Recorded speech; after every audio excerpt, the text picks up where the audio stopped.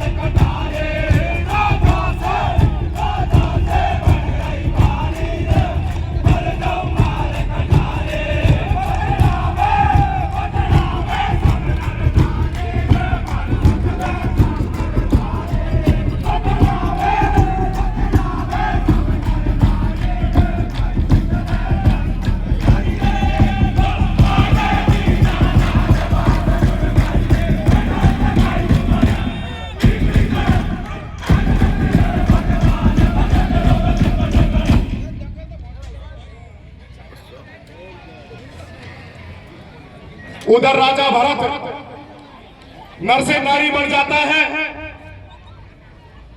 और सीता जी को ढूंढने निकल जाता है।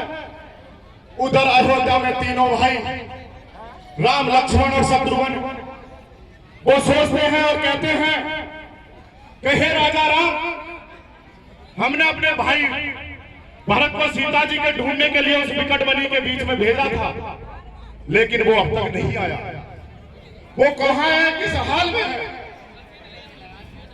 क्यों ना हम उसको ढूंढने के लिए उस विकट बनी के बीच में जाएं। लक्ष्मण की बात मानकर राजा राम और लक्ष्मण दोनों भाई उस विकट बनी के बीच में राजा भरत को ढूंढने के लिए निकल जाते हैं और धीरे धीरे पहुंचते पहुंचते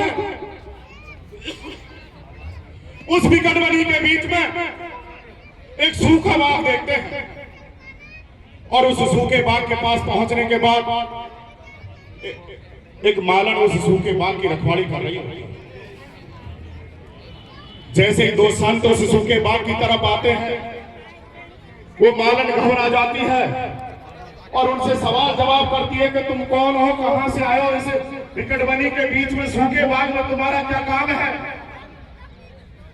राजा राम जब तक अपना परिचय देते उस सूखे बाग को हरा कर देते और जैसे ही सूखे बाग को हरा देखकर मालन घबरा जाती है और दौड़ी दौड़ी उस तारध्वज राजा के पास पहुंचती है कि हे राजा, आपकी बगिया में कोई दो ऐसे संत आए जिन्होंने सूखे बाग को हरा कर दिया।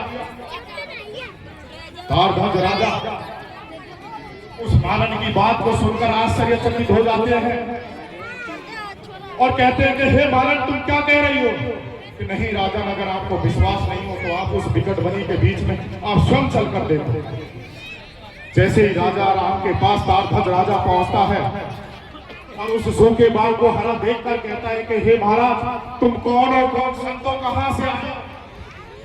तो राजा राम उस तारध्वज राजा से कहता है कि हे राजन, तू भी बता तेरी इच्छा क्या है?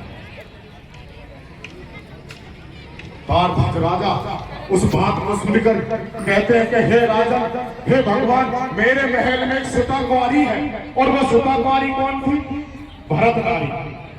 मेरे महल में एक सुता कुंवारी है और अगर आप इतनी बात कह रहे हो तो मैं उस सुता की शादी आपके भाई लक्ष्मण से करना चाहता हूं। राजा राम घबरा जाते हैं, लक्ष्मण की तरफ देखते हैं और लक्ष्मण से कहते हैं कि लक्ष्मण, ये विषय अब मना करने का नहीं है, तुझे ये शादी करनी पड़ेगी। आगे गीत के माध्यम से सुनो कैसे क्या होता है।